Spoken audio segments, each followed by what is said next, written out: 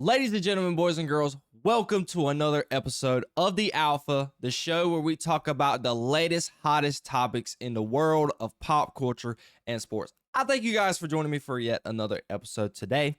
But before we get into all that, I want to take this time to thank you for tuning in. And as always, hit the like button on the podcast and the video, subscribe, and tap that notification bell to get notified when all of my videos go live. I got a great one in store for you guys today. Got a lot of good topics that we're going to get to. And we are going to start it off with news that Star Wars is coming out with a new standalone film called Star Wars Starfighter, starring Ryan Gosling. It is going to be directed by Sean Levy. It is going to be released May 28th of 2027. And it is stated that it is not a prequel and it is going to be a brand new adventure. Now, along with this news as well, I think it was stated that there's going to be a new trilogy. But the one thing we got to take away with these Star Wars films and this Star Wars news alongside the director Kathleen Kennedy, a lot of these projects get announced, some of them never hardly happen. Kathleen Kennedy, there was a trilogy with one director that was announced a couple of years ago. You had the film with Taika Waititi, hasn't been heard of. You had the one movie with the director who done Wonder Woman. She had a film when it came to Squadrons or something, some type of flight type movie with the Starfighters and stuff. You had that film, ain't heard of it since.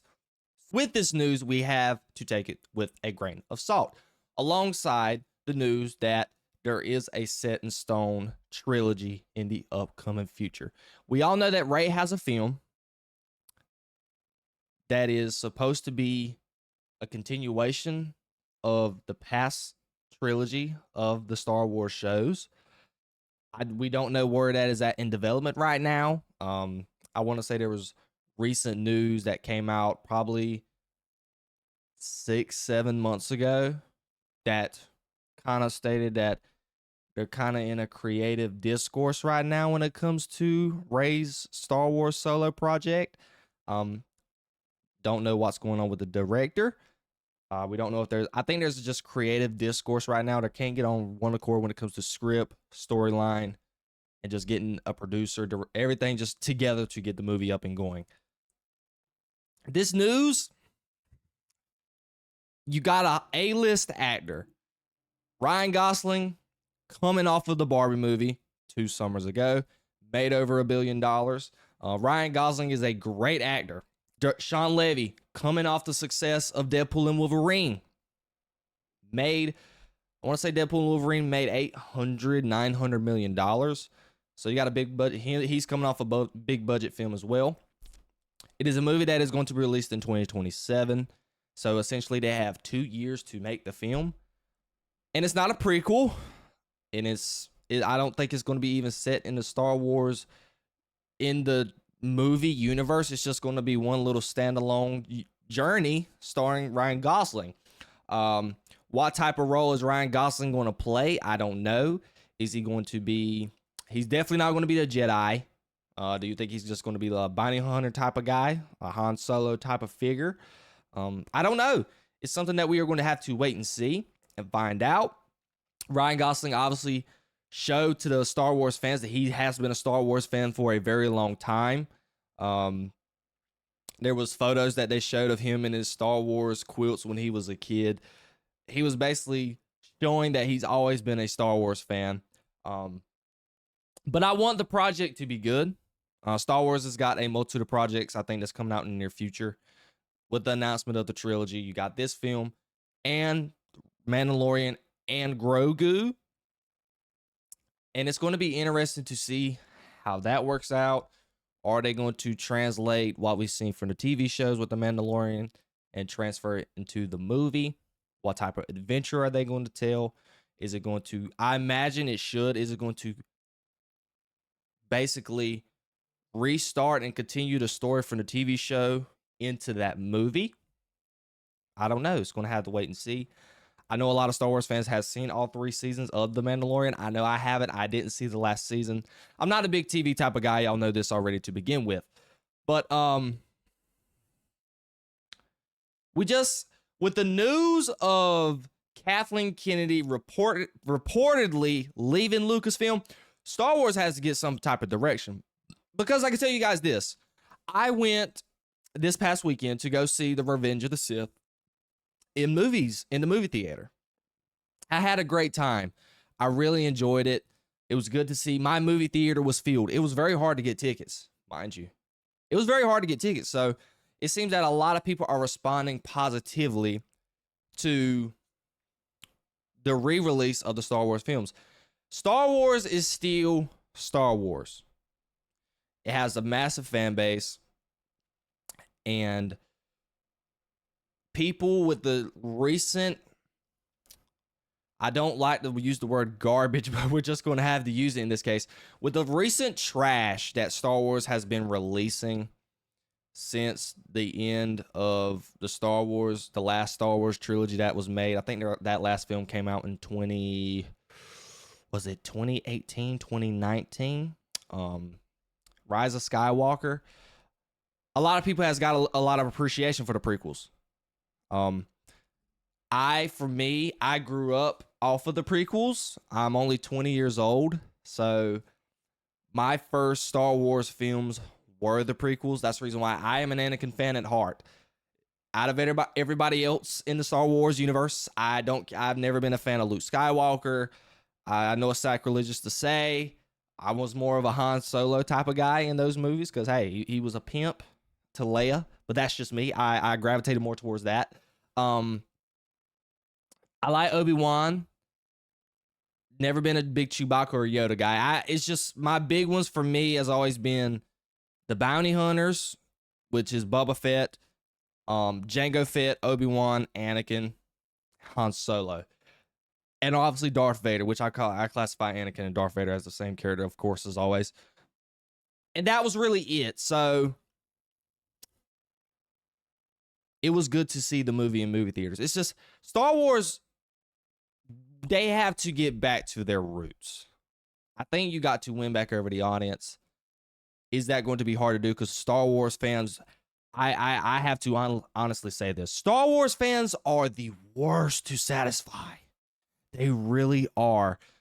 That fan base is more unified and more critical, which I love, by the way. I respect the crap out of it. Some of it can be a little much, though. A lot of Star Wars fans are a little extra, but for the most part, I respect it. Y'all guys understand what you want. You're going to stick to what you want. I wish Marvel and DC fans were like that to a certain degree, and they can unite like that. Holy cow. But they just have to get back to their formula for how they're making movies. I think so with Star Wars Starfighter, this is a good way to course correct with that. Even me personally, I don't think the Rey project is a good idea. I just don't like the Rey character. I liked her in the first movie. I just don't like the story that they gave her. Giving her the rank of Skywalker, absolutely not. That you just can't throw that name around everywhere, okay? That name is sacred. They should have never went that. I never liked it. I still to this day do not like it. It made me despise Rey's character. That's just me. I love that. Daisy Ridley loved the actor though, but that's just my personal opinion on that. But altogether, I want the film to be good. It's going to be a standalone series. Ryan Gosling, I think he's going to knock the acting out of the park, and I'm interested to see again what type of character he is going to play. So that is it. If you guys have not went out to go see Revenge of the Sith in movie theaters, a must watch. It was great to see it in the movies. Obviously, the movie actually came out on my birthday, May 19th of 2004. I was not able to see it. I was literally born that day. So it was good to see a movie that I grew up watching and loving with my family, seeing it in the movie theaters, seeing Hayden Christensen, and get to experience with all the Star Wars fans around. Again, I'm not the biggest Star Wars fan. I don't have the biggest IQ when it comes to Star Wars. It's part of pop culture. I do enjoy Star Wars. It's just not my favorites outside of Marvel and DC, obviously. But I enjoy the IP. I think it's a great IP. It's a legendary IP. And they deserve to be in the ranks that they used to be under George Lucas. Kathleen Kennedy has done a relatively bad job for the most part with her leadership and creative decisions with Star Wars and at Lucasfilm and Disney as well. The only good thing I can say that she really made was the first Star Wars movie under Disney, which was The Force Awakens and The Mandalorian. Andor, a lot of people say it is good, but it's not a heavy hitter. Unless you're like a true die-hard Star Wars fan, you're not really going to watch Andor. The Acolyte, epic fail. The Skeleton Crew, everybody said it was cute, cool, still, epic fail, boring. The last two films of the trilogy, The Rise of Skywalker and The Last Jedi, even Mandalorian Season 3 was a miss to some people.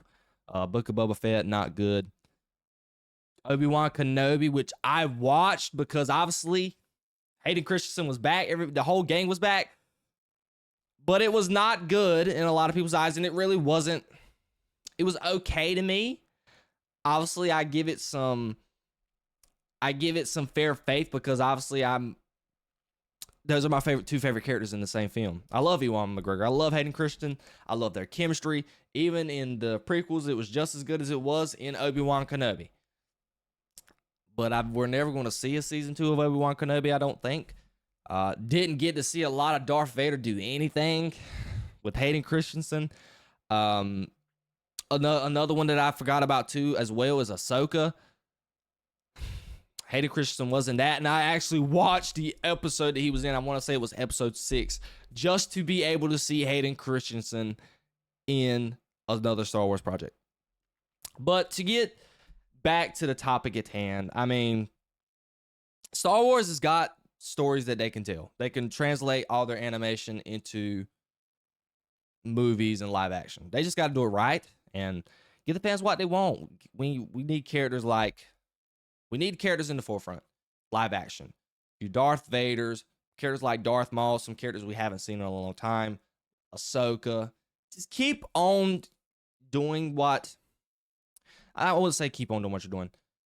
I like the aspect that they're doing right now with Ahsoka to a certain degree. I think Star Wars Starfighter is a good way to course correct and start something new and get Star Wars fans back into the mix. They are filming season 2 of Ahsoka right now as we speak, along with Mandalorian and Grogu. So Star Wars has this chance because they've had a dead period because they haven't had a film set in their trilogy since 2019-18. So it's been 6+ years.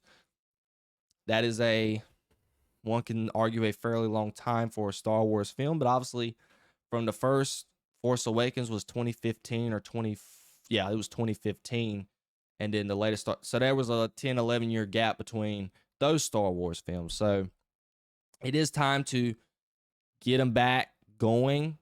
I don't know where that trilogy is going to be set in. Obviously we're still in Rey's time, so Darth Vader is essentially dead. I don't want to see a trilogy continue past Rey. I really don't. I would rather go ahead and go back to when Darth Vader was alive. That's just me personally. But let me know what you guys think about Star Wars Starfighter, starring Ryan Gosling, directed by Sean Levy. What do you think about it? Do you think it's a great idea? Do you expect it to be good? Do you think it is a chance for Star Wars to be able to course correct? Let me know all of that down below in the comments. And we are going to move on to the NFL draft. I know you guys are well aware of my thoughts on the draft. Y'all know I made a video about it. I made a live stream. I just released a video about the Cowboys draft. So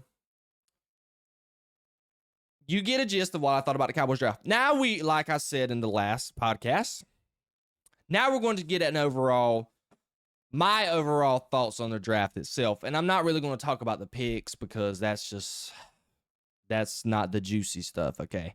We are going to talk about the main man in the story, and that is obviously Mr. Shedeur Sanders.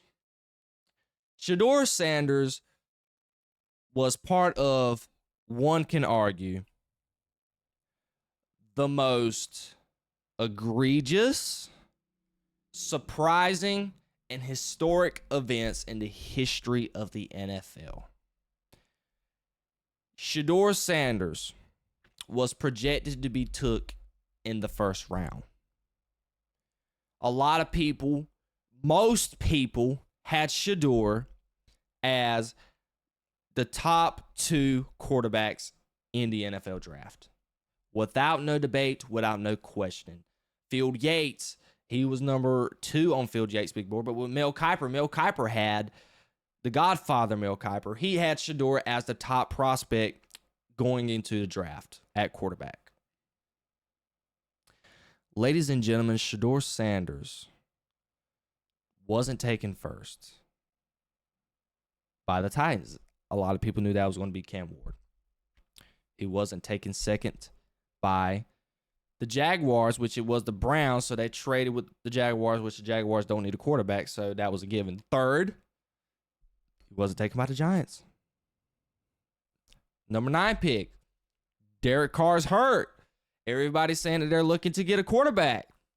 He wasn't picked by the Saints at number 9. Number 20 or 21. The Pittsburgh Steelers obviously need a quarterback. They lost Russell Wilson. They lost Justin Fields. What happens? The Steelers pass up on Shedeur. And after that, I was shocked. And we were like, Shedeur is going to fall out of the first round. Then we got a surprise. The Giants trade back into the first round with the Rams at the 26th pick. And I was like, okay, this has got to be Shedeur. Ladies and gentlemen, they picked Jackson Dart. So 2 quarterbacks were already off the board in round 1. Did we go into day 2? I went to the beach with my girlfriend, so obviously I was watching while we were at the beach. I was obviously tuned in. I watched it while I was traveling to the beach, while I was on the beach, and on the way back from the beach, because I was waiting to see when he was going to get drafted. Going into day 2, everybody was like, okay. Actually, no, we're talking about Friday. So Friday, I was actually at work. I was actually calling a baseball game. So I hope my boss ain't seeing this video, but yes, I had my phone on the baseball field and I was looking at it in between innings because I was ready to see who was going to pick Shedeur, because Shedeur was arguably going to be an early pick in the second round. So with the first pick that Cleveland had, passed on Shedeur. The Saints are up to pick again at 40. They pick up Tyler Shuck. Shedeur gets past the second round. Third round, Jalen Milroe is drafted before Shedeur Sanders by Seattle. And I was like, oh my Lord, what is going on? Did we get into day 3? Shedeur drops in the first 3 rounds after being projected to be a first round pick and beginning second round pick at worst. Shedeur fell to the 4th round of the NFL draft in day 3. Unprecedented. And this is where we're back to the beach. I'm traveling to the beach. I'm interested to see where Shedeur goes all day. Shedeur gets past the 4th round of the draft.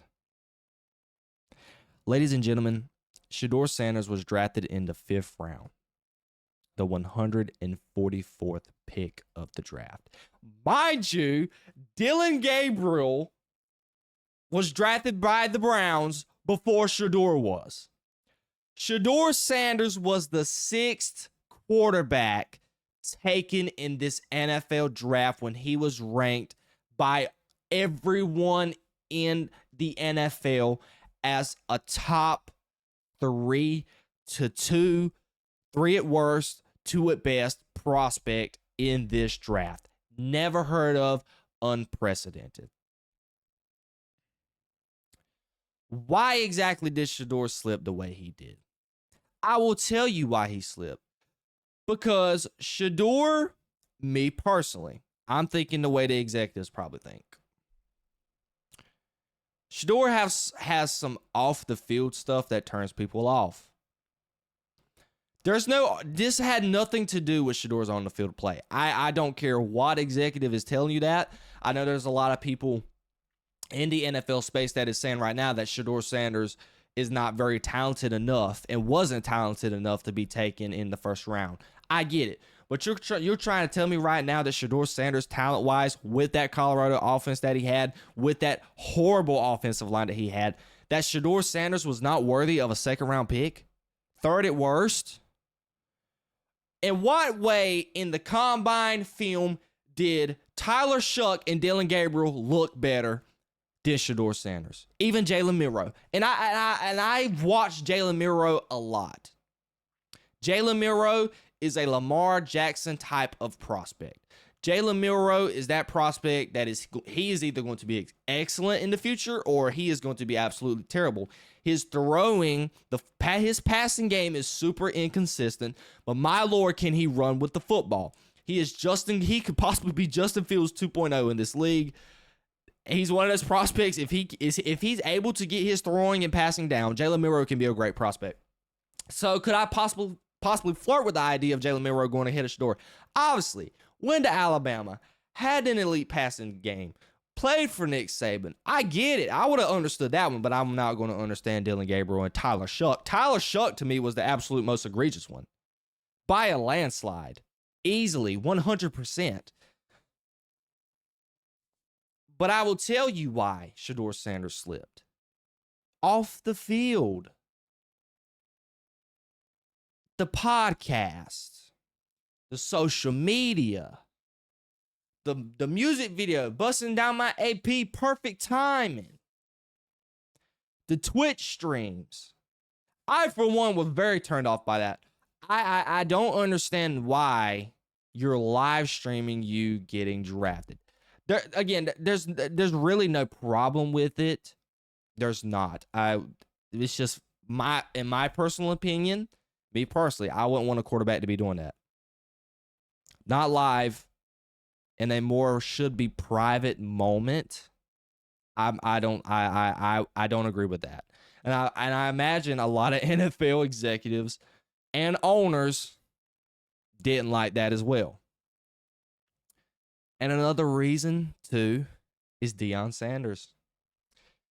Shedeur has played with Deion as his head coach his whole life. Shedeur has not been coached by anybody else. A lot of owners looked at it as Deion has coached him his whole life. How is he going to be able to adapt to somebody else coaching him, our head coach? How is he going to adapt to Brian Daboll coaching him? How is he going to be able to adapt to Kevin Stefanski coaching him, Mike Tomlin? That's what owners were thinking about. They didn't think that Shedeur could handle it, because this leads into this next aspect of it. Reportedly, Shedeur Sanders' pre-game draft interviews were horrible. The thing that the tweet that Tom Pelissero came out with a week before the draft about an anonymous source, and people were killing Tom Pelissero for it, it is not Tom Pelissero's fault. The reports the statement that Tom Pelissero released from an executive saying that he was arrogant in his interviews. He acted like he knew everything. You couldn't really critique him. Well, buddy, was there not more truth in that interview that we... Sorry, let me restate it this way. I'm over here getting too animated. Was that interview, what that dude said, not true because it was put on display in the draft? It was a statement by the league. They looked at Shedeur. It said, dude, you're not that good to be doing what you're doing, and you could possibly bring a headache to the locker room and to this organization, and we don't need it. Guys, teams passed on him 4 times. I was even going to sit here and think a team like maybe Dallas could just draft him and take him out of the hands of Pittsburgh, Cleveland. Because, guys, Cleveland already drafted a quarterback. They already drafted Dylan Gabriel. And because Cleveland in the 5th round, they traded up to get Shedeur. They didn't have to even wait. They traded up to go get Shedeur. That's what makes this so egregious. So essentially, Cleveland is going to have Joe Flacco compete for the job. Kenny Pickett, Dylan Gabriel, and Shedeur. That is a big QB room. Obviously, they have no faith in Deshaun Watson. Deshaun Watson's career with Cleveland is over with, and there is a chance that Deshaun Watson's career period is over. But that's another argument for another day. Shedeur didn't help himself. And I know people were trying to paint this about race. It has nothing to do with that. Guys, can we stop with this? The first pick in this draft was an African-American. Cam Ward. Easily the best quarterback in this draft. By far. Can we stop this? Lamar Jackson's thriving in the NFL. Patrick Mahomes is thriving in the NFL. And a plethora of other quarterbacks. Can we stop it? Bryce Young, 1st-round pick 2 years ago. Caleb Williams, last year. What more do you need? This has nothing to do with that. What this has to do with is a kid that knows who his father is, who has that same attitude that his father has in his game, and he took that with him to the negotiation part of the draft, and it came back to bite him because guess what, Shedeur, you are nowhere near as talented or as good as your dad was. Shannon told a story. Deion had an interview with, I think it was the Giants or somebody at one point in the pre-draft interview. Deion looked at him and said, "Where you drafting?" And they told him. Deion said, "I'm not going to be available." You didn't have that cachet, big dog. I'm sorry. Coming out of Florida State, Deion was that guy. Deion was the man. Shedeur, you just wasn't that. Do I think if you played at a bigger university, could you have had that cachet? Absolutely, because you could have went to Alabama. You could have went to any D1 school that you wanted to. You decided to go to Jackson State with your dad. Do you transfer to Colorado to get that Power 5 cachet under your belt? Play 2 years at Colorado. You get your jersey retired. You put up 4,000 yards. You're in the Heisman conversation. You I think, 3rd in finalist voting last year. But still, at the end of the day, you didn't have that type of cachet to be able to run up to an organization like the Giants, per se, and look at them. Or no, let's not say the Giants. That's not a good example to use. Go up to the Steelers in a pre-draft interview when they need a quarterback, and you go up and tell them, "Where you picking?" The Steelers look at you and say 21, and you're going to be like, I ain't going to be there. Just screw it. And I know a lot of people were turned off by his attitude and the way that he talked in his pre-draft, especially on live television. Obviously, the live television interviews and the behind-the-scenes interviews with the teams, they're different. But me personally, with what Shedeur had to say on the microphone and the podium, I didn't have nothing wrong with it. You want that quarterback with that attitude that comes in there and says, "Hey, if you don't want a quarterback who's going to change your culture and win you a championship, don't draft me." I don't have no problem with it. He has that attitude. He has the pride. He believes in himself. He really thinks that he is going to be a great quarterback in the league. He really thinks he's going to get the job done and be one of the best quarterbacks in the NFL. He has that attitude. I have no problem with it. I really don't. I want my quarterback to have that attitude. But there's got to be a realistic. We got to be realistic at some point, though. You just can't go up in your pre-draft interviews and be so arrogant, brash, and come off as uncoachable. There's a difference between knowing who you are and knowing that you're good, but and in the same breath, you can't be uncoachable. What they said with Brian Daboll specifically, this was released as well. They said essentially that Shedeur was asked a question, and Brian Daboll was critiquing him, and Shedeur didn't like the way he was being critiqued. He didn't retaliate in a respectful and coachable player attitude. He just basically acted like Daboll didn't know what he was talking about or didn't agree with what Daboll. He wasn't, at the end of the day, he wasn't acting coachable. You can't do that. There's no coach. I don't care who you are. You could be Tom Brady yourself coming out of the draft, even though at that time, Tom Brady was a 6th round pick. Obviously, he didn't have the cachet Shedeur does, so let's not use him. Caleb Williams, per se. Even with Caleb Williams' cachet, you cannot be uncoachable. You got to be coachable. Because at the end of the day, you are a rookie. The NFL and college is 2 different games. You played for a Power 5, but you didn't play SEC competition, where scouts and a lot of executives compare to the NFL, per se. The Big Ten, well, the Big Ten's getting there to a certain degree, but Big 12 and ACC football is not the same as Big 10 and SEC football. Big 12 football and ACC has a long way to go in comparison to SEC and Big 10 football. So Shedeur, you played in an HBCU college. I think it was the SWAC conference, and then you played in the Big 12. 2 of the worst. One, obviously you won. I think they ended up winning a championship with Jackson State, and then you translate into the Power 5. You get you transfer to one of the worst Power 5 conferences in college football. You just can't do it, Shedeur. You didn't help yourself out. Deion didn't help out because Deion started it. Deion said, when even Shedeur was still in college, and he was giving these interviews and, talking about these teams, and he's talking about, oh, my son ain't going to be there. He ain't going to be there at 20. He ain't going here. He's not going to the Browns. He's not going here. He's not going there. That's rubbing the owners off the wrong way. Because what happened if you drafted Shedeur in the first round for the Giants, if they drafted Shedeur number 3? You're going to have to deal with Shedeur and the baggage that he brings alongside Deion. And owners didn't want to deal with that.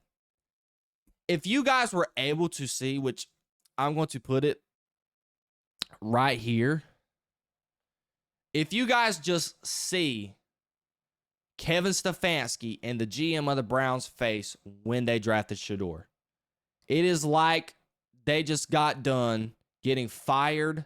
I wouldn't even say that. That's a little worse because they were clapping. But it's like at an event that you're at that you don't want to be at, but yet you're going along with the clapping and whatever's going on just so you can look like you're enjoying it.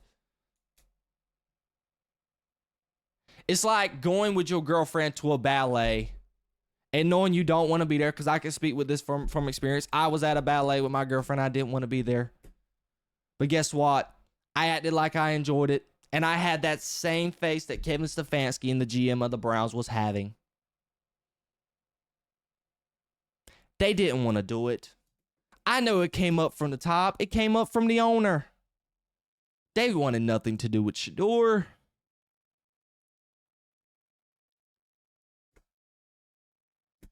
And what is Shedeur's outlook with the Browns? I don't know. I don't think he's going to be a day 1 starter. He's going to have to work for the job. I think Kevin Stefanski and the Browns are obviously going to go with Joe Flacco to start off with, but it's going to be him versus Dylan Gabriel. And if he cannot beat out Dylan Gabriel, holy cow. But Shedeur has a chip on his shoulder. He's already working out in Cleveland. He was at the facility 2 days ago. He was at a school giving out many speeches before he was giving out speeches at a private school. So he's already interacting with the community. He's already locked in. But I just don't want it to be for show. Shedeur needs to do it because he wants to be great. He needs to do it because he wants to prove his haters wrong, and he needs to do it from his desires of his heart, not to put on a show for social media. That's the problem with social media these days. You cannot know if you're getting an accurate representation of a person when stuff like that is posted on the internet. You don't know if it's for show or they actually are there to work. We all know what these stupid videos that Ashton Hall posts. I have nothing wrong with him. He's a content creator. He's getting his grind in. I'm not hating the player. You got to hate the game. But we all know that a lot of his stuff is for show. I mean, my God, he's posting a video of him running outside with weighted gear on with a darn dog. Really? Do you really think he does that on a daily basis behind the scenes? No. He's doing that for views and he's doing that for clicks. That is what some people probably think about Shedeur. Yeah, you're posting your workouts in Cleveland. Yeah, you're posting your videos, you speaking to the kids in Cleveland. You posting yourself at the facility. We get it. But when an owner looks at that, do they think they don't know if you're for real or if that's for show? That is something, that's the type of baggage you're having to bring with Shedeur, along with the social media stuff, which what we were already saying, along with the music videos, the Twitch streams, all of that comes with Shedeur. And owners weren't buying it. They wasn't buying what Shedeur was selling. And that's where I'm at with the Shedeur stuff. It was historic. It was wrong what was did to Shedeur. I know everything I made was sounding negative, but I really think Shedeur should have been I think the Pittsburgh Steelers should have drafted him at 21. Because I believe in Shedeur. I know I'm talking about real negatively about him right now, but me personally, I think Shedeur has what it takes to win. I just think that he doesn't have the talent to be able to back it up like his dad used to do, but it's his character. It's him. You cannot apologize for who he is. Shedeur is that way. Shedeur should not apologize for how he is. Shedeur, you keep doing you. I just want you to back it up on the football field. What was done to him was absolutely egregious, but there was a reason to it, and I want people to understand that. Actions come with consequences. Shedeur had his actions, the pre-draft interviews, the social media stuff, Twitch streams, all that. He got his consequence. He ended up slipping and being part of the most and worst historic event in NFL draft history, worst slide in NFL draft history, unprecedented. And it was very disheartening to see, and it was bad. Let me know what y'all guys think about the Shedeur Sanders stuff. Let me know down below in the comments. Let me know what you think. Do you agree with me? Do you disagree with me? Let me know down below in the comments. Now, we are going to move on into another aspect of the NFL draft, and it was the prank calls. Given the state of how technology is today, cybersecurity, I was not shocked to see this. Coach Ulbrich, the defensive coordinator for the Jets, and then he turned interim coach for the New York Jets. He is now with the Atlanta Falcons. He is going to be the defensive coordinator for the Atlanta Falcons. His son was accused of prank calling Shedeur Sanders. Now, Shedeur Sanders was not the only one who was prank called by sources in the NFL. Sources can confirm individuals like Tyler Warren, first-round pick number 12 by the Colts, and Abdul Carter, the third overall pick in the NFL draft, was also prank called as well. But Shedeur specifically, I think Shedeur was either prank called on day 2 or day 3 of the draft. It wasn't on day 1 because it was actually filmed on video when he was pranked. How does this happen? I did some I didn't really do some research when I was getting ready to talk about the topic. It was seen that since Shedeur didn't have an agent, so each player gets they get a specific phone number for the draft. It's not their actual phone number, which I didn't know that. That was very interesting to know. Never knew that. So they're given a specific phone number that night of the draft. And only the executives for that team know that. NFL teams. Since Shedeur didn't have an agent, Shedeur's phone number had to be distributed out to more people than what it usually does. And I got this information from First Take, when Mad Dog, Stephen A, and all of them were talking about it yesterday. So we found that out. I was very interested by it. So essentially, Ulbrich had Shedeur's phone number that was significantly for the draft, and it was reported that his son Jax, who goes to Ole Miss, got it from his dad's iPad. This is and was and still is an atrocity. Jax, let me speak to you heart to heart, my man. Do you love your job? Do you love your dad's job? You get to walk around and say your dad is a coach in the NFL. Your dad played in the NFL. Great defensive. I wouldn't say great defensive coordinator. He's pretty good. Does a good job for what he's doing in the NFL. Did the best he could when it comes to being an interim head coach for the New York Jets. Are you wanting to get your dad fired? Because this was easily a fireable offense. I was actually scared for this man's job when we found out it was actually a coach's son in the league. I know who Coach Ulbrich was. I was scared this man was going to get fired. Thank the Lord he didn't, because the league fined him $100K. I know for him that's probably a heavy knot. We know coaches aren't getting paid, especially assistant coaches, player coaches like Ulbrich on the defensive side of defensive coordinator. Defensive coordinator is not going to be making millions at all like other coach, like the head coach is, and players on the team. So that's a heavy knot for him. And then they found the Falcons $250K, sending the message. I 100% agree with the fines. They were needed. Setting an example, letting other organizations know that you got to be able to get this stuff under wraps in the future. This is an addition of the long-standing list that the Falcons have right now with fines. They actually were just fined last season with something with Brian Robinson not being on the injury report or something like that. So the Falcons are just always breaking some rules anyways, but this has nothing to do with the Falcons. I don't blame Coach Ulbrich for allowing this to get out, because at the same, do you really think your 21-year-old son, who should know better, was going to get that information off of your iPad and try and prank call Shedeur Sanders? I would never in a million years.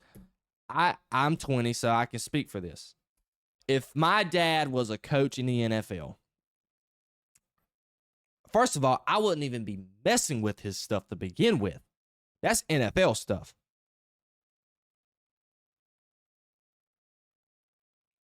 I could do something stupid, leak the playbook, anything, period, leak it to other teams.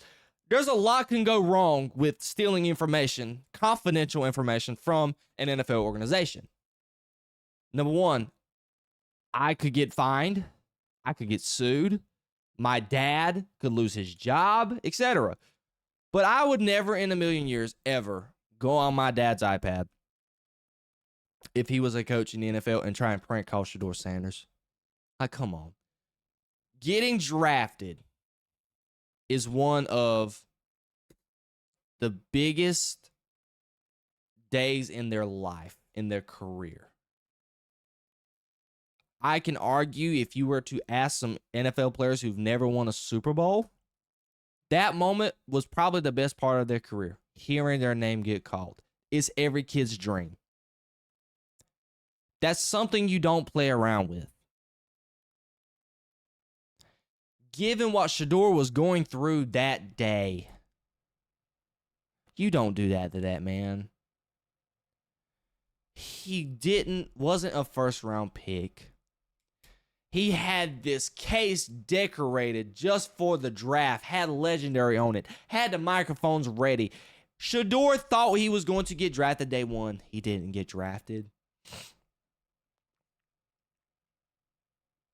It is one of the most anxiety-filled moments for an NFL player, outside of possibly getting cut in the fall meetings.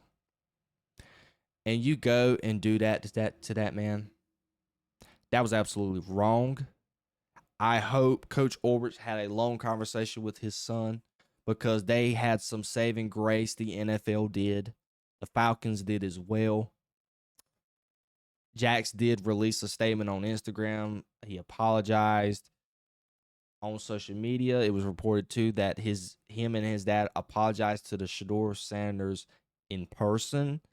I'm glad they were able to do that. Shedeur, Coach Dion, they had saving grace with that as well. It's just so disingenuous, ethically wrong. There's just so many negative terms that you could allocate to that. Horrible. I hope the NFL can crack down on this for this to never happen again, because it was absolutely egregious. Should have never happened. And it takes away from how precious that moment is. You want to know why it's so bad?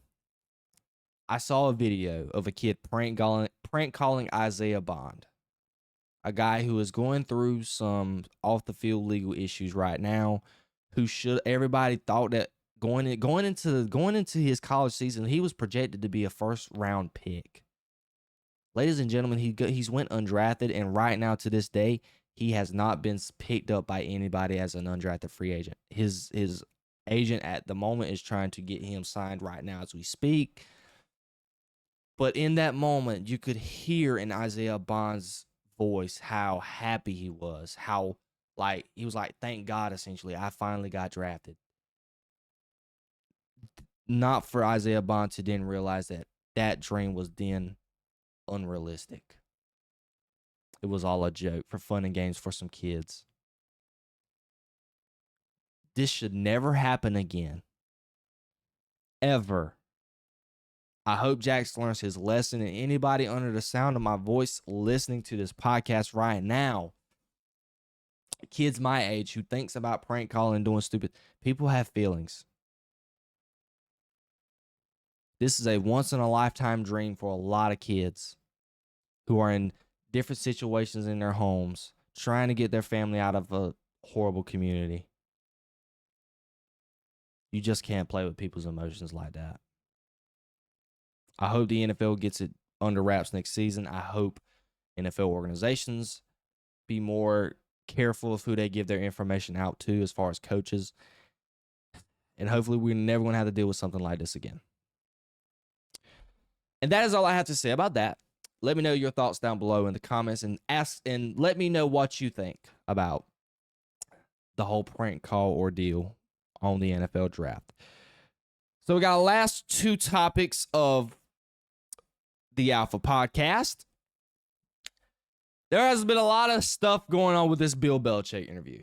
I never thought it was that big of a deal until I actually looked on social media, the different shows that I watch on a daily basis, and just seeing the amount of people who are covering this story with Bill Belichick. And it was the first time that Bill Belichick has been in the news for something outside of football. It was just super shocking. But we're going to get to the story. So essentially, Bill Belichick had a CBS interview for his latest book that he was coming out with called Art of Winning.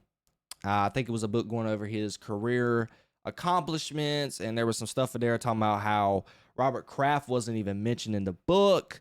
So I don't really know exactly what all the book was about, so I imagine it's probably his past achievements and success in life. But that's not the part that everybody's talking about. We are going to be talking about his girlfriend that is super young. And obviously, Bill Belichick, he is 70-some years old, and he's dating somebody who is 24. We're going to save that aspect of the story later. We're just going to get to the actual details. Her name is Jordan Hudson. She is 24 years old. She pretty much handles all of Bill Belichick's social media stuff, his PR. He's basically his little personal assistant, essentially. They met on a flight in 2021 where Bill Belichick signed her logic book that she was reading on a flight. And ladies and gentlemen, at that time, she was 19 years old. And Bill Belichick was, I want to say, in his late 60s, early 70s. That's just the details on it. So let me just go ahead and get my 2 cents out of the way with the whole relationship thing. Look, I know we've seen all the memes with Bill Belichick on the beach Twitter. She posts Bill Belichick on social media. I remember when this relationship was first announced, I thought it was a joke. I thought it was fake because I know a lot of people have seen the viral clip that's shown about every Halloween about Bill Belichick going out with Randy Moss and the guys like 20 years ago. Randy Moss was on the Patriots. Randy Moss was hosting a Halloween party, and then you saw Bill Belichick dress up with his wife. So when this news came out, I was sitting there like, what is Bill Belichick doing with a early 20-year-old, 19-year-old at the time? Obviously, this relationship has been going on for a while, and obviously social media is just now getting the hang of it probably a good year and a half ago. So he's kept this one under wraps. And I know this has to do with the Shannon Sharpe thing as well. I haven't talked about it because I really didn't want to talk about it. Shannon Sharpe's my guy. But fellas, I understand if she's your personal assistant, your PR lady, you're an old guy, you don't do social media, so she's your social media person. I get it. Fellas, you date who you date. Okay, if you want to feel young, date you a younger chick. I get it. Cool. Me personally, do I think if I'm 70 years old and if I'm single at the time, I'm not going to be wanting no 20-year-old chick. I don't. Especially not marry her, because I know what she's marrying me for if I had the status of Bill Belichick. But that's the reason why she's only dating him, because guess what? A normal citizen in society, a normal man that's 70 years old in society who's retired from a regular 9-to-5 job, you're not getting a woman who's 20 years old. I promise you're not. Only if you got a man of this stature like Bill Belichick. There was obviously an article that came out earlier that I saw yesterday. This chick has actually dated somebody who was rich before. She dated somebody previously who has just had the same stature or was just as rich as Bill Belichick was. So she likes him rich, okay? I'm not going to claim that she's you-know-what or anything. I'm not going to cast them aspersions on her name. I don't know much about the lady. She seems to enjoy being with Bill. I don't think they're legally married, so you do with that as you will. But that's just my 2 cents on it. Do I think it's a good decision to be dating somebody this young? No, but if you date who you want to date, he's 40, he's 70 years old. I mean, if he wants to feel like he's still young, still be with a younger chick, fine, Danny, you go do it. But whatever. But let's get back to the real problem with this, because it has to do with football. A lot of people think she is a distraction. I think there was a report that came out that Carolina is possibly worried about her influence so far in the program and a possibility of Bill Belichick not being 100% focused. I am paraphrasing. This is not verbatim of what the story was coming out with stated. I'm just, again, giving my own spin on what essentially that article was trying to say. But specifically with this interview, the CBS was interviewing Bill Belichick about the book. And it was Journalistic Integrity 101. It was established before the pre-production of the show that Bill Belichick didn't want to be asked anything outside of the book. So the interviewer, the journalist for CBS, asked Bill Belichick about his relationship with the girl. And Jordan came out and said, "We're not answering that question." The interview then got awkward, and it got even more awkward. And just as yesterday, Bill Belichick released a statement to the world to see. And this is from Bill Belichick. "I agreed to speak with CBS Sunday morning to promote my new book, The Art of Winning: Lessons from My Life in Football. Prior to this interview, I clearly communicated with the publicist at Simon & Schuster that any promotional interviews I participated in would agree to focus solely on the contents of the book. Unfortunately, that expectation was not honored during the interview. I was surprised when unrelated topics were introduced, and I repeatedly expressed to the reporter, Tony, excuse me for botching this name, DeCouple, and the producers that I prefer to keep the conversation centered on the book. After this occurred several times, Jordan, with whom I share both a personal and professional relationship, stepped in to reiterate that point to refocus the discussion. She was not deflecting any specific question or topic, but simply doing her job to ensure the interview stayed on track.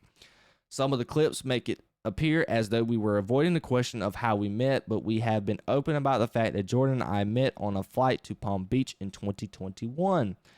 The final 8-minute segments does not reflect the 35-minute conversation we had, which covered a wide range of topics related to my career. Instead, it presents selectively edited clips and stills from just a few minutes of the interview to suggest a false narrative that Jordan was attempting to control the conversation, which is not simply true. So yeah, that's what Bill Belichick had to say. A lot of people still think this is absolutely egregious that Bill Belichick is trying to defend his 24-year-old girlfriend essentially being I don't want to say this term, but she's being a Karen per se. I don't know. I really don't like this being an issue right now. I don't like the idea of my head coach being all Hollywood and stuff. I think if you want to write a book, write a book. I don't essentially believe you should be having a public interview like this when you're still coaching and trying to put a program like North Carolina football back on the map. I don't like that. I don't like this fact that you're doing stuff that you would do when you were essentially retired, which Bill Belichick, you are not retired anymore. I would agree with it if you didn't have the job, if you didn't have no coaching job. If you would have done this last year while you were a free agent and when you said that you were done coaching, you're going to take a break, I get it 100%. But I don't like the fact that he's even having this interview. And when you have this interview, I think you should answer questions like that because it's the questions that people want to know. Yes, Bill Belichick, did you have a great career? Cool. But at the end of the day, we're not here to talk about that. We want to talk about the juicy stuff. That's what our interview's for. He did his job. He probably done what he was supposed to and told to do by his bosses. So we can't fault him for that. So he was answering the hot, spicy, and dicey questions, and Miss Jordan did not like that. I guess people just had a problem with the way she was controlling the interview, and they think that she is a distraction. A lot of people in the sports media industry don't like the fact that she's over everything. I think that where they had the problem is, okay, Bill Belichick's got something going on with football, and she's sitting there trying to dictate a football-related issue. I don't know what exactly that football-related issue could be. I don't know. I'm giving my 2 cents of why people are having an issue with this. It has been a big conversation in the media industry, sports media industry, the last couple of days. I have not understood why, but yeah, that's my little 2 cents on that. I don't think he should have had the interview. If you want to write a book, write a book. Just don't bring your girlfriend, which she is his assistant. I understand that. But if you got to be prepared for things like this. You just can't be out here making the interview and having an awkward. It just doesn't look good on the program. It really don't. That's essentially what North Carolina is worried about, I'm sure. I just think this whole relationship thing is just covering the fact of him coaching. And I think that's what a lot of people have problems with, that this story and this relationship is clouding him being an actual coach. Because I'm going to tell you right now, if this stuff was going on and he was a coach of an NFL franchise, oh no, owners would not like that. Fans would not like that.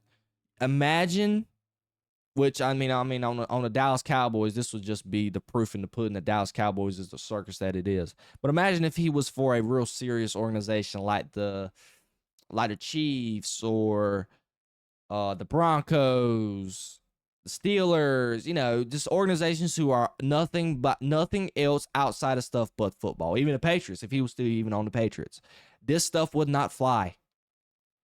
And I imagine that North Carolina is probably trying to establish that same sentiment in their locker room. And I don't think North Carolina is seeing the same vision that they probably thought they were going to get with Bill Belichick. Now it's kind of becoming a famous Hollywood just circus right now when it just becomes to Bill Belichick and his relationship and how it's just overclouding his football. I think in Bill Belichick's heart of hearts that he still wanted to focus on football. And I really think when he said in the interview that he wanted it to be solely about the book, which was about football, I believe Bill Belichick. But Bill Belichick, I know you love your girl, man, but at the same time, you got to she's got to be in the shadow, okay? She's been too much in the limelight, but that's why it comes with the idea that you're dating somebody that's 24 years old and you're 73 years old. That it's going to happen. With the age of social media, we know the means that comes with this. We've been killing Shannon the last couple of weeks over it. And it's just going to continue to get worse. That's just my 2 cents on it, and that's really all I have to say about it. Let me know what you guys think about down below in the comments. Do you think this relationship is weird? Do you think this is going to affect Bill Belichick's productivity with trying to change the way North Carolina's program is? Just let me know. Let me know what y'all think down below in the comments. Our very last topic that we are going to get to is the news that is horrific for the gaming industry. Horrible. Xbox is raising their prices of their hardware and their future first-party games. To give a little backstory to this, Nintendo released the Nintendo Switch 2 a couple of weeks ago. I want to say it was probably 3. And they had the live stream. And, normally at the end of the live stream, when they release, they did it with the PS5 and the Xbox, you release the price of the system. They didn't do it. I want to make sure this is the price that I'm about to say. I think the Nintendo Switch was like $700, I think. I might be wrong. Let me make sure for you guys. Okay, no. It was $450. I cannot remember the price of the original. The price of the original was $300. So they went up $250 from the Nintendo Switch 1 to the Nintendo Switch 2, which was a drastic boost. And on top of that, there was the news that the Mario Kart game that's coming with the Nintendo Switch 2 is going to be $80. Given that, Xbox said, you know what? Y'all can charge $80 for your stuff. I'm going to charge $80 for your stuff.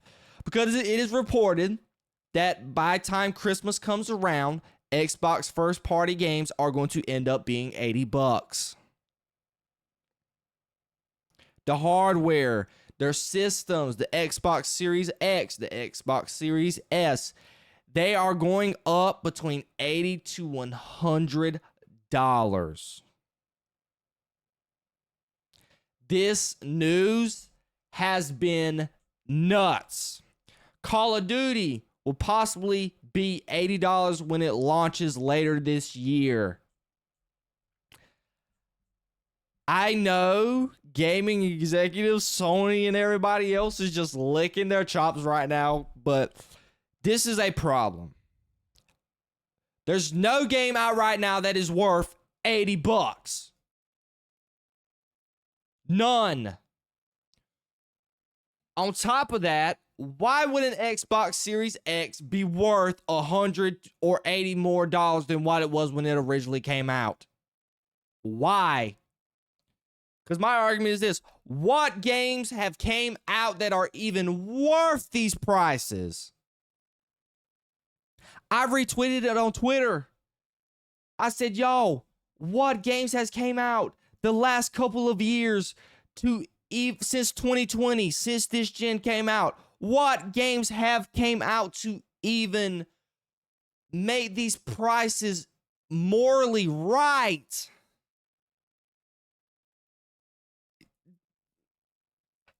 The Xbox Series S, the 500 gigabyte one, its price is now $380. It was $300. The Xbox Series S, 1 terabyte, is now $430. It was $350.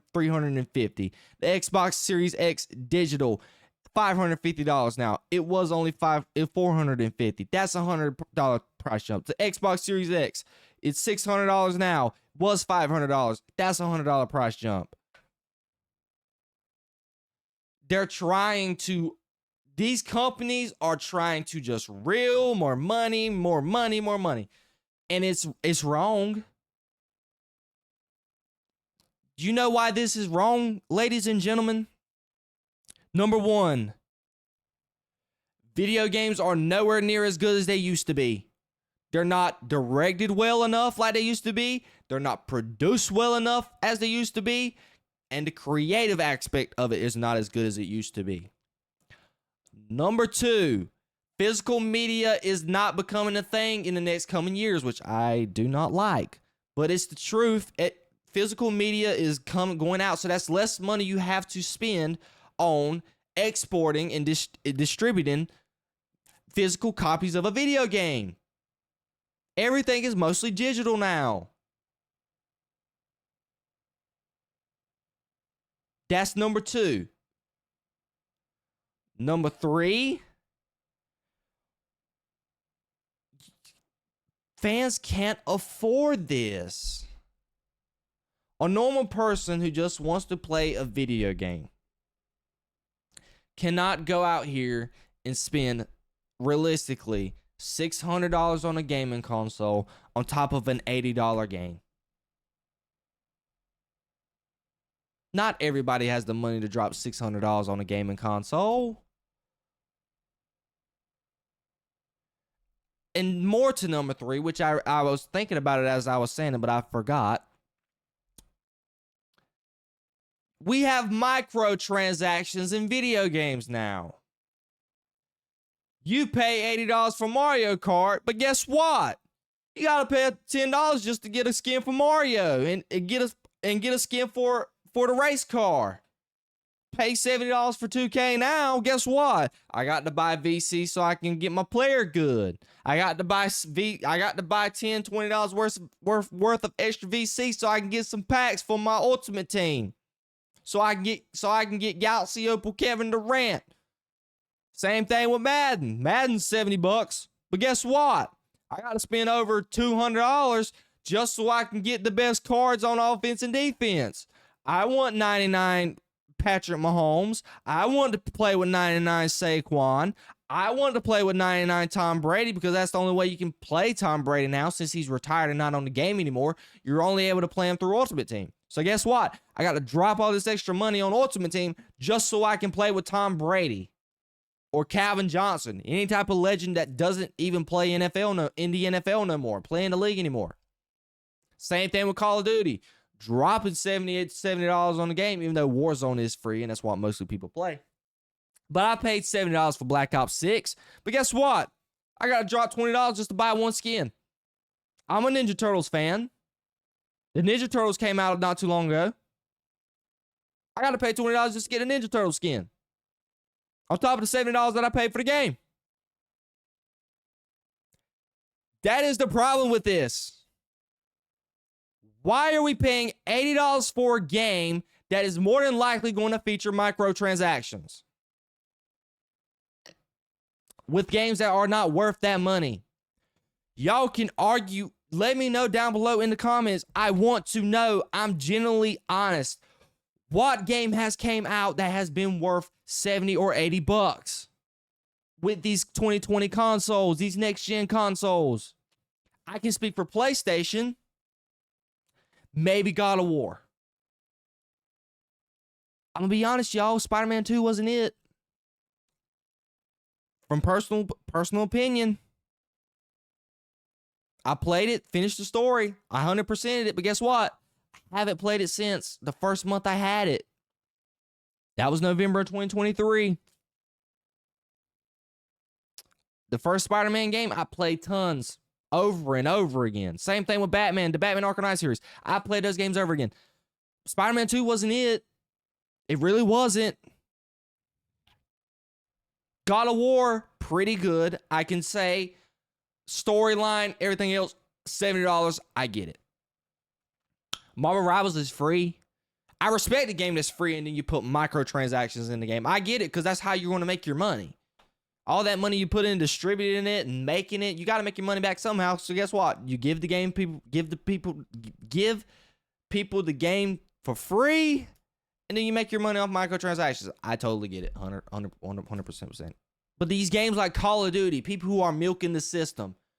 I remember the days when I played Black Ops 3. You were able to play the game and get the in-game currency to be able to get the skins and things that other people were buying with money, like the people on FaZe and people who could, and the content creators who could afford to do it so they can make content on it. But nowadays, you can't get nothing for free by playing the game. You have to buy it. And Fortnite's the reason for it. People saw Fortnite and all the money they were making. They was like, shoot, I need to do that. Microtransactions, Battle Pass, what? Suicide Squad, Kill the Justice League, pay $70 for the game. Guess what? You got to get a Battle Pass to get the DLC characters. Which we can't get mad because DLC characters have always been around for AAA games. But guess what? They didn't have no darn Battle Pass for the skins. What? I mostly was able to get all the skins for playing the game and unlocking them. Batman Arkham City, you didn't have to pay for the skins. You got the skins by unlocking them. I may be wrong. Correct me if I'm wrong in the comments. No game has been worth $80 freaking dollars. None. I can sit here and make a claim that, hey, the gaming industry is going to be dead after this, but I don't think so. People are just going to be stupid enough to continue to feed these organizations this money. GTA 6, it just got delayed today as I'm making this video. But guess what? They're stupid if they don't charge $80 for that game. What? I know they're seeing this is like, shoot, they're going to charge. I'm waiting for it. Y'all go ahead and clip this right now. Post it on all your social medias. GTA 6 will definitely be $80. I promise you, you can go ahead and book it. It's just bad. The gaming industry is in a bad spot, and now they're continuing to double down on the reason why it's bad. You're charging people a premium for games that's not good, not worth the money. You're not worried about the creative process of the games. You're just milking people, not making good quality games, not caring about your consumer, not caring about your audience. And just because people like me, which, I fell out of love with gaming because I've seen it. I've seen the shady stuff that's going on in the gaming industry, the politics, the content, the quality not being over the quantity. The quantity not being over the quality. I even might have said that backwards again. Just the quality not being the number one concern. I've seen it. Guys, I've been around gaming for a long time. I played the Marvel Ultimate Alliance. I played the 2Ks. I played the Maddens. I played the Arkham series. I played the Spider-Mans. I played Uncharted, Assassin's Creed, Call of Duty. I've played it all. GTA, I've played it. I've witnessed it. I've seen the drastic decline in quality. I tell anybody with 2K specifically, 2K hasn't been the same since 2K16. Because they're prioritizing quantity over the quality. In this article, in this Xbox raising their prices, I don't want to hear nothing about no tariffs. You were planning to do this all along. And Xbox, out of all people, who doesn't really have a massive fan base in comparison to PlayStation, this is super wild. I mean, I know a lot of people love their Game Pass, but geez Louise. I don't know, y'all. Y'all let me know what y'all think about this. I think this is just horrible. The gaming industry is in a horrible place right now. Very disheartening, to say the least. But I'm not surprised, and it could only get worse. Be on the lookout for Sony to be the next ones to do this. Possibly Steam. It's bad. It's bad, y'all. So y'all guys let me know what you think about this news of Xbox raising their prices. Do you think the gaming industry is dead? Do you think this is going to affect the gaming industry in some way, form, or fashion? Let me know that, but down below in the comments. So, ladies and gentlemen, we have reached the end of this iteration of the Alpha Podcast. I thank you guys for joining me. I hope you guys enjoyed it. Let me know what you think down below in the comments. Are you enjoying the Alpha Podcast? What do you think about the topics that I talked about? Be sure to follow me on Apple Podcasts and Spotify on the Alpha Podcast. So you can follow there and listen while you got your phone turned off doing chores or listening in the car. Look on my social medias down below and follow me on social media as well. Click the link down below in the description to all my other videos when it relates to comic book podcast, sports, and everything else. Just check out all my other videos outside of the Alpha Podcast. And again, hit the like button on the video and the podcast and subscribe to the channel. I love you guys so much. Thank you for joining me, and I will see you on the next iteration of the Alpha Podcast. I love you guys so much. Peace, love, and positivity always, y'all. See ya.